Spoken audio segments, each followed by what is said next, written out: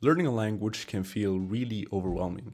There's always a new app, method, or tool that promises to change everything.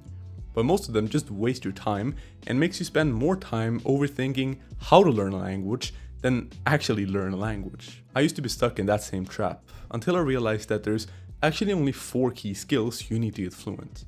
And if you understand them, you can easily tell what you need and then filter out the rest. So today I want to tell you about those 4 core skills and how I used them to build a simple routine that prioritized only what mattered and ignored the rest, that got me conversationally fluent in Italian in just 30 days. First, let's understand what the real problem of this scattered, random style of learning is so we can better understand the fix. I like to think of language learning sort of like a water pipe. And so what most people will do is just try to dump in as much water as humanly possible, their water being their time and effort, and then hope they get fluent. And that can work if you're spending your time on the right things, but it usually doesn't. Why is that? Well, because when you see language learning like a list of activities instead of like skills, you don't really know what to work on.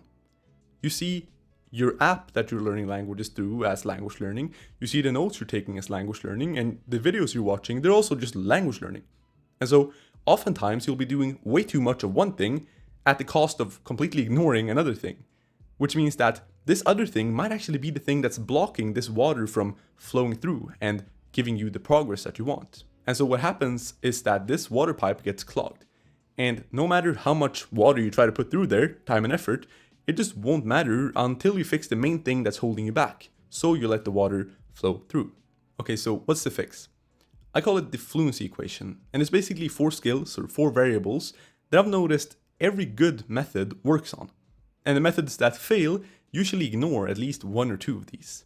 But if you work on all 4 in your routine, you will make sure that you maximize the amount of progress you get per each unit of time you put in. The first variable is what I call word quantity. And it's crucial because the number one thing determining your language skill is the words you know. And it tends to be the number one hindrance for anyone trying to advance and get better at a language too. The problem is that most people go about learning words completely backwards. And that's also why it's unfortunately so common for people to have studied for months or years, but still barely be able to hold a conversation. And so the number one thing you need in your language learning routine is a solid way to learn new words. But the thing is that you don't just want to learn words as a whole. You specifically want to learn the most common words. Word quantity is defined as the percentage of common words you know. And that's a big deal because I used to, for example, learn words like sewing machine and grasshopper and just random stuff that I encountered thinking that I'd have a use case for them later, but I basically never did. And so what I did was spend time on things that I didn't need, which could have instead been spent on things that I did need in the moment. There's a concept called Zipf's law, and it says that the number one most common word in a language is going to be twice as common as the second most common word. And the first common word is also 100 times more common than the 100th, and 10,000 times more common than the 10,000th word. 10,000th word. So that's a big deal, right? That means that you could technically be spending like 10 times less time and get 10 times the results than someone else who's just learning words randomly. And so the simple way to do this is to just pick one thing. While everyone else is using Duolingo and then watching a video about the best words to learn and then also have a word list and some other app, you're just sitting down with a list of the most common words in the language. You can get that with AI, Google, whatever. And you pick out around 10 of them a day. You write them down into some sort of app or a notebook or anything. I love flashcard apps myself. And you just spend 15 minutes a day reviewing them. That way you're spending way less time and you have way less mental noise because it's just one thing you have to focus on and you're getting the most bang for your buck possible. Most people don't need more words. What they need is to just learn more useful words, more common words. Variable 2 of the fluency equation is what I call word quality. This is basically grammar combined with the nuance of exactly how to use each word. Because when you think about it, grammar is really just how well you know how to use each word to mean what you want them to mean, and how to combine them with different things to make a sentence sound right. It's really not this abstract concept called grammar. It can sort of be accompanied with the quality of how well you know these words. And so the mistake people make here is that they over-index on grammar rules specifically, and they try to learn everything mechanically. This over-focusing on studying specifically usually just makes you sound really awkward and stiff and sort of like a textbook robot, and you start saying things that native speakers would never say. But if you had good enough word quality, you'd know when to say each thing and sort of more natural phrases. So that's the main goal here. The truth is that some things can be learned via studying, but other things can't. And so the main takeaway here is that your brain doesn't learn things via neat little rules and translations and definitions. It learns in chunks. So if all your method does is teach you these individual puzzle pieces, but it ignores the puzzle as a whole, you can't expect to get fluent. At some point you gotta expose yourself to the broader puzzle to really see where these pieces fit in, and to understand what the bigger picture is saying. And that's why grammar tables, why word lists, and why most apps and courses tend to fail. It's not because studying is useless, it's because studying won't get you far enough if it's not accompanied with some real exposure to the language and some real focus on word quality. And so the easiest way to fix this is to get this real exposure. Make sure your routine includes regularly learning things in context, listening to podcasts, watching YouTube videos, reading things, and to not just learn every single word and grammar rule in isolation, but to also have the context of when it's correctly used, or when you're supposed to use it there and when you're not supposed to use it there and stuff like that. And that's incredibly hard to learn via just reading these definitions and rules and stuff. And so you practically need to see these things said in YouTube videos, for example, or in real conversations, hundreds and thousands of times. It's going to be hard at first, but so long as you understand a good bit of what you're consuming, you should be able to do that with no problem. And that's really the core of word quality and how to increase it. So when learning a language, just remember that context is going to be your best friend, and it's not optional. Variable number 3 is processing friction. And this one is the first of two negative variables that you want to try to minimize as much as possible. It's basically the friction you feel and the feeling you feel when you know a word or grammar rule, but you hear someone use it, and because they're speaking quickly or because it's in real time, your brain just really struggles to keep up. And so you sort of feel stuck in your head, and you may have to pause the video to really think through it. It's not a good feeling, and it really stops you from having productive, meaningful communication with people.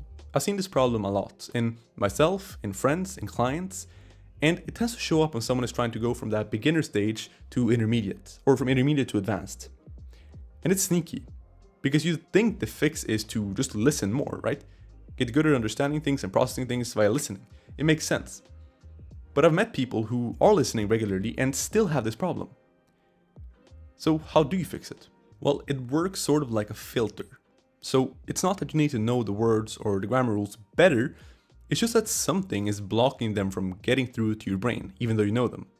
And whenever I've seen someone struggle with this, it tends to be because of one thing and one thing only. And that's comfort. A lot of language learners tend to just stay doing things that language learners do. Watching videos for language learners, talking with tutors for language learners, studying and using textbooks for language learners. And those are all fine things. But if you want to get better than the average language learner, you can't just act like a language learner. Native speakers didn't get there from acting like a language learner and doing those things. They got there from actually being exposed to the language and putting themselves in uncomfortable situations where they were forced to grow and where their brain was forced to process the language in real time. And that's exactly what you got to do to get past that little barrier, I guess, that plateau. And so context and listening and reading, like I talked about in the last skill, is really crucial. And you might be like, oh, well, what's the difference here? The difference is that you can use all of those things and get tremendous value from it to learn words in context and all that. That's phenomenal. But you can still have this problem whenever someone speaks really quickly or with a weird accent or kind of contracts their words a little bit and mumbles a little bit.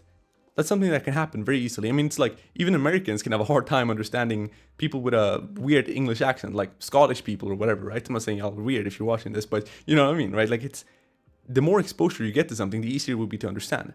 And that works in the exact same way for language learning. And so the key here is that you want to progressively increase the difficulty of your material. For example, I started with learning material in Spanish, and then I went to a little bit more conversational material, and then I went to material for natives. But I specifically picked a guy who spoke easier, like slower, he had a more neutral accent, and now I'm even able to understand people with a bit more of an extreme accent, right? Extreme, I don't know if extreme is the right word, but like people with a more difficult accent. there's still some people that I can understand, and that's just because there's friction there.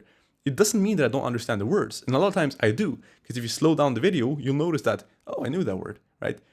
But it's just this friction that's playing a part. And so this will feel uncomfortable at first. I get it. It really will. But the thing is that as adults, it's just because we're not used to not understanding stuff.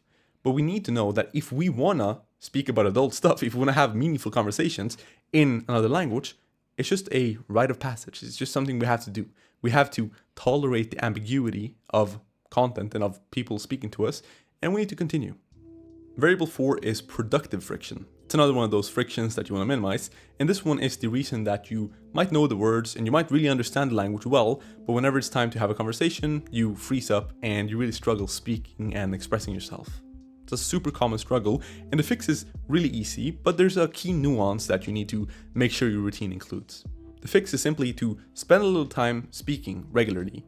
The exact method you do that in doesn't really matter. There's plenty of AI tools that claim they're the best, and then there's people who say that nothing beats a real conversation, and others think speaking to themselves is great. I think they're all great, and they can all work. The main thing you need to understand here, though, is that whatever gets you speaking regularly and gets you expressing yourself and pushing yourself a little bit beyond your limits, like trying to use new words that are kind of in the back of your head, that's the thing you want to use. And so a common thing here is that it's not actually our language ability or us not being good at speaking that's holding us back. It is our stress. It is the feeling that if we don't really know a word, or if we mess up, somebody will look at us weird and be like, oh, that guy's stupid. And that might be true. You know, for me, it is true. But for you, it's obviously not true. And so you don't want to feel that way, right? Because it's going to demotivate you. It's going to make you feel like speaking is a real hassle and just doesn't feel good. And that's also a big reason why heritage speakers, people who had the language spoken to themselves at home, like their native language, why they sometimes don't feel like they can speak it if they live in another country, right? Like the people who have Spanish or Mexican heritage who live in the US. It's really common not to speak that language. And the main reason is not because they don't know the language, it's because they think they should be as good at speaking a language as they are at understanding it. But that's ridiculous if you never practice speaking. And so what we gotta do is lower the stakes. We gotta lower the stakes and make sure that we can speak without any stress, without any anxiety. And the easiest way to do that will depend on you. I personally love just speaking to myself and kind of constructing sentences very slowly, especially if I'm new with a language. And so that might be just sitting in front of a camera like I'm doing, recording yourself and seeing how you speak, and then looking back at yourself and kind of noticing mistakes and stuff like that. But the core idea here is just to have a way to speak regularly in your routine. It's incredibly important, and specifically a way that makes sure you're not very stressed while doing it. So now that you know the 4 variables, it's time to strip back the theory a little bit and look at how I practically use them to put together a simple but effective routine that got me conversational really quickly. So back last year, I set myself a challenge. I wanted to speak basic Italian before a trip of mine that was in 30 days. Sounded like a hard challenge, but I somehow made it work. And the thing is that I made it work by only doing 4 things. I made a full video about it up here, by the way, if you want to watch that. But the first thing I did was that I, for word quality, picked about 15 common words every day. I put them into Anki, it's a flashcard app, and I just spent like 15-20 minutes reviewing them, something like that. I didn't use Duolingo for extra words, I didn't watch YouTube videos about good words to learn, I didn't do anything like that. I just picked one thing and I stuck to it. For word quality, what I did was that I listened to an audio course that went over actually common grammar. I listened to that mainly passively, honestly, like at the gym, while walking somewhere, while commuting, whatever. And I managed to learn a lot of the common grammar there and also some common words. But I also supplemented that with a lot of listening to podcasts, easy podcasts in the language and easy YouTube videos. With time, I also increased the difficulty of that listening material to kind of hit on that processing friction as well. And then in the last week or so, I made sure to start speaking by booking a session with a tutor online and also speaking to myself a little bit when I'm doing other stuff and just like kind of sitting down and practicing some speaking as well. That's it. I basically just studied words, I studied some grammar, and I listened and I spoke. And the result was incredibly fast progress. I got some comments about like, oh no, it can't be just 30 days. But it really was just 30 days. Why? Because I prioritized the most important things and I didn't spend time on like random apps and random researching and whatever. I think a lot of people, when they measure their time, they spend so much time on these things that you just waste most of it, honestly. On day 25, I had a 1-hour conversation with a tutor, and the feedback I got was that I was basically like an intermediate student already, and I could have a full 1 hour conversation despite just studying for 25 days, which to me I was really, really happy with. And that's really the power of just keeping things simple and focusing on what matters. So just know, language learning doesn't need to be complicated. And frankly, it shouldn't be complicated. You should, by just knowing these 4 skills, be able to see, okay, this thing works on this and that, then I need these 2 as well.